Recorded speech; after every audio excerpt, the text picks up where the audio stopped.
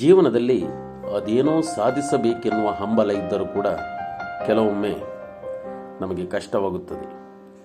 ನಮ್ಮ ಗ್ರಹಚಾರವೋ ಅಥವಾ ವಿಧಿ ಬರಹವೋ ಒಂದೂ ತಿಳಿಯದು. ಹೀಗೆ ಸುದ್ದಿಯ ಮೂಲ ಹುಡುಕುತ್ತಾ ಹೊರಟಾಗ ಕುಂದಾಪುರ ತಾಲೂಕಿನ ಹೊಂಬಾಡಿ ಮಂಡಾಡಿಯ ಬಂಟ ಕುಟುಂಬದ ಕರುಣಾಜನಕದ ಕಥೆಯನ್ನು ನಿಮ್ಮ ಮುಂದಿಡಲು ಪ್ರಯತ್ನಿಸುತ್ತಾ ಇದ್ದೇವೆ. ಸಾಧ್ಯವಾದರೆ ನಿಮಗೆ ನಿಮ್ಮ ಕೈಲಾದಷ್ಟು ಅವರಿಗೆ ಸಹಾಯ ಮಾಡಿ ಅಂತ. ಇವಾಗ ಏನೂ ಇಲ್ಲ. ನಮ್ಮ ಮಕ್ಕಳ ಮದುವೆ ನಮಗೂ ಕಷ್ಟ. ನಾವು ಉದ್ಯೋಗದಾಗ ಇದ್ದಾವಿಲ್ಲ. ನನ್ನ ಮಕ್ಕಳು ಹಿಂಗೆ ಕೆಲಸ ಮಾಡ್ಕೊ ತಿಂತಿದ್ದು ಅಷ್ಟೇ. ಹಂಗಾರು ಅಪ್ಪನಾರು ಅಷ್ಟು ನೋಡ್ಕೊಂಡು ಅದು ನಮಗೆ ಏನು ಮಾಡ್ಲಿಕ್ಕೆ ಸಾಧ್ಯ? ಅಷ್ಟು ಕಷ್ಟದಲ್ಲಿ ಇಟ್ಟೇವಿ. ಇವ್ರಿಗಿಲ್ಲೂ ಮನೆ ಮಾರು ಸೊಸತ್ರಿ. ನಮ್ಮದು ಬಂಡವಾಳ ಅಂತ ಇಲ್ಲ ನನ್ನ ಮನೆಯಲ್ಲಿ.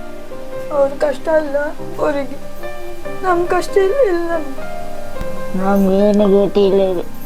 ನಾವು ಒಳ್ಳೆ ಬಂಗಡಾಗಿತ್ತು. ನನ್ನ ಮಗ ಮುಗಿಕೊಂಡು 1 ವರ್ಷ ಆತ ಬಂತು. ನಮ್ಗೆ ಗೊತ್ತಿಲ್ಲ, ನನ್ನ ಮರಿಲ್ಲ. ನಾವು ಹೇಗಿಪ್ಪಡಿ ನಾನು ನಿನ್ನ ನೋಡ್ಕೊಂತ ಅಂದರೆ ನೋಡ್ಕೊಂತಿದ್ದೆ. ಈಗ ಈ ಬಂಗಾಲ ಹಂಗಾರು ಇವ್ರಿಗೆ ಹೇಳಿದೀನಿ ಮಾಡಿದಿರೋರು ಏನೂ ಕಮ್ಮಿ ಮಾಡ್ಲ ಕೈಕೊಂಡು. ನಮ್ಮ ಕಮ್ಮಿ ಯಾರು ಅವ್ರಿಗೆ ಕಮ್ಮಿ ಮಾಡಲಿ.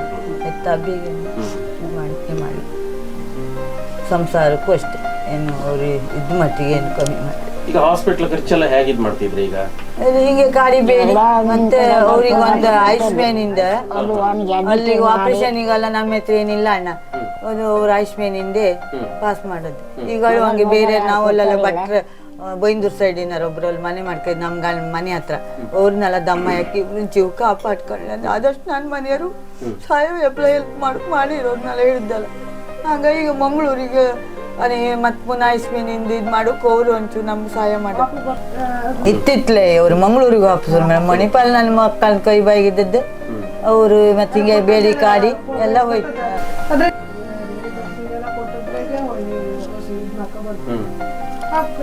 3-4 ಸಾವಿರ ರೂಪಾಯಿ ಔಷಧಿ ಆತಿತ್ತು ಒಂದೊಂದ್ಸತಿ ವಾರ. ಮಾತ್ರೆ ಎಲ್ಲ ಮಸ್ತ್ ಮೆಡಿಸಿನ್ ಕೊಡ್ತಿದ್ರು. 4 ವರ್ಷ ಮತ್ತು ಅಪ್ಪ ಬಸ್ಸಿಗೆಲ್ಲ ಹೋಗ್ದಲ್ಲ, 4 ಬಸ್ ಚಾರ್ಜಿ 3 ಬಸ್ ಹತ್ತಕ್ಕೆ ನಮಗೆ. ಮನೆಯಲ್ಲಿ ಕಿತ್ತು ತಿನ್ನುವ ಬಡತನ, ವೃದ್ಧ ತಾಯಿ, 3 ಮಕ್ಕಳು, ದುಡಿಬೇಕಾಗಿದ್ದ ಗಂಡ, ಮನೆ ಆಸರಿಬೇಕಾಗಿದ್ದ ಯಜಮಾನ ಇಂದು ಕ್ಯಾನ್ಸರ್ನಿಂದ ಬಳಲುತ್ತಿದ್ದಾರೆ. ಒಂದಷ್ಟು ಜನರ ಸಹಕಾರದಿಂದ ನೊಂದ ಜೀವ ಹಾಗೋ ಹೀಗೋ ಬದುಕಿದೆ. ಆದರೆ ಇನ್ನೂ ಕೂಡ ಲಕ್ಷಗಟ್ಟಲೆ ಹಣ ಬೇಕಾಗಿದೆ. ಜೋಪಡಿಯಂತಿರುವ ಮನೆ, ಪ್ರಾಯಕ್ಕೆ ಬಂದ ಮಕ್ಕಳು, ಇವರನ್ನೆಲ್ಲ ನೋಡಿಕೊಂಡಿರಬೇಕಾದ ಯಜಮಾನ ಬಸವಶೆಟ್ಟಿ ಅನ್ನುವರು ಇಂದು ಕ್ಯಾನ್ಸರ್ನಿಂದ ಹಾಸಿಗೆಯ ಹಿಡಿದಿದ್ದಾರೆ.